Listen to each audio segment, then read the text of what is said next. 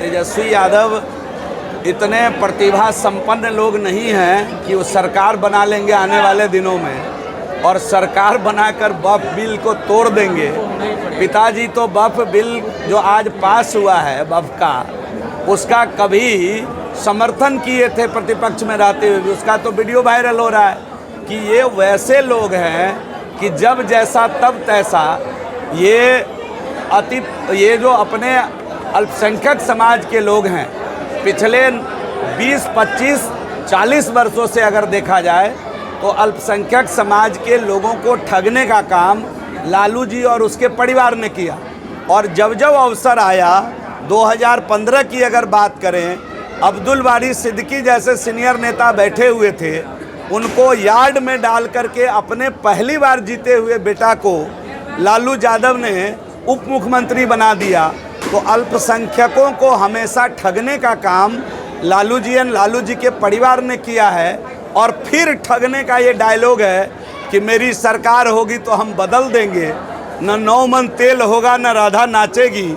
सरकार जो बिहार में नहीं बना पा रहे हैं, बिहार के अंदर जिसके 4 सांसद हैं, वो देश में 273, 240 सांसद वाले को अगर चुनौती दे रहे हैं, तो भारत की महान जनता इस बात को अच्छे से समझ रही है कि ठगना इनका पेशा है। और फिर ठगने के लिए एक नया डायलॉग अल्पसंख्यक समाज को दे रहे हैं। देश भर में विरोध हो रहा है सर, देश भर में विरोध हो रहा है बिल का सर। देखिए किस बात का विरोध? पूरा देश के महान जनता के महान प्रतिनिधियों ने संसद के अंदर बैठ करके इस बिल को पास किया और दोनों ही सदन में इसको पास किया है।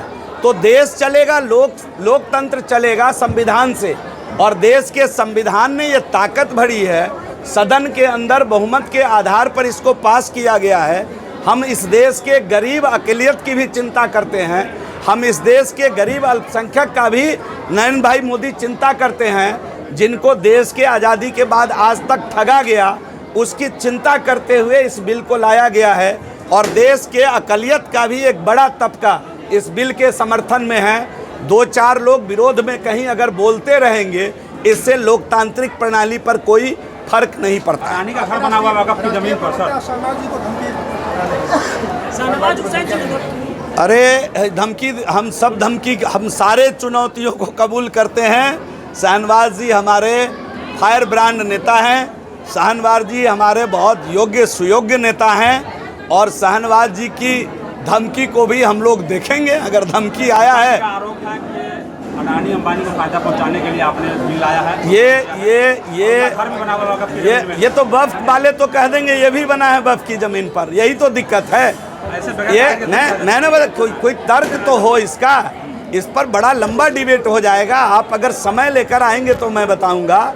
ये देश का अधिकतर मुसलमान, देश का अधिकतर अल्पसंख्यक आज बहुत प्रसन्न है वक्फ बिल पास होने से।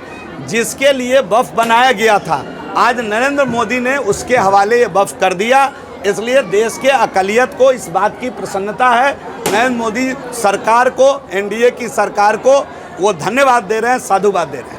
बहुत खुशी का दिन है कि चिर प्रतीक्षित सभागार सम्राट अशोक कन्वेंशन हॉल पुपरी नगर परिषद के अंदर बनना था, वो बनकर तैयार हो गया। उसको आज जनता मालिक को समर्पित करने का काम राज्य की सरकार ने किया है, यहाँ के नगर परिषद इकाई ने किया है। आप देख रहे हैं कि सभागार बन करके तैयार है। ये मल्टीपर्पज़ सभागार होगा नगर परिषद के अंदर और इसका आज शिलान्यास उद्घाटन था। इसके साथ ही पुपरी के अंदर कई नगरीय योजना का उद्घाटन और शिलान्यास, लगभग 12 करोड़ की योजना आज जनता मालिक को सुपुर्द किया गया है, शिलान्यास के तौर पर, उद्घाटन के तौर पर। तो आज बड़ी खुशी के दिन है। और आने वाले दिनों में भी लगभग 12 करोड़ की और योजना जो स्वीकृत इस समय पुपरी नगर परिषद के लिए, बहुत जल्द उसका भी हम लोग कार्य प्रारंभ करेंगे पुपरी में। तो आज प्रसन्नता का दिन है, आज बड़ा शुभ दिन है पुपरी के लिए। हमें भी अवसर मिला यहाँ आकर इन योजनाओं का उद्घाटन शिलान्यास करके जनता मालिक को सुपुर्द करने का। यहाँ के सभापति आदरणीय ब्रजेश जलान जी के अथक परिश्रम से उपसभापति अपने जय किशोर जी के कठिन परिश्रम से, सभी पार्षदों के लगन के कारण ये आज संभव हुआ है कि कम समय में कुपरी के अंदर कई विकासात्मक कार्य हुए हैं। मैं सभी यहाँ के चुने हुए पार्षद समेत अपने मुख्य पार्षद सभापति उपसभापति को विशेष रूप से साधुवाद उनके लगन के लिए, उनके परिश्रम के लिए देना चाहता हूँ।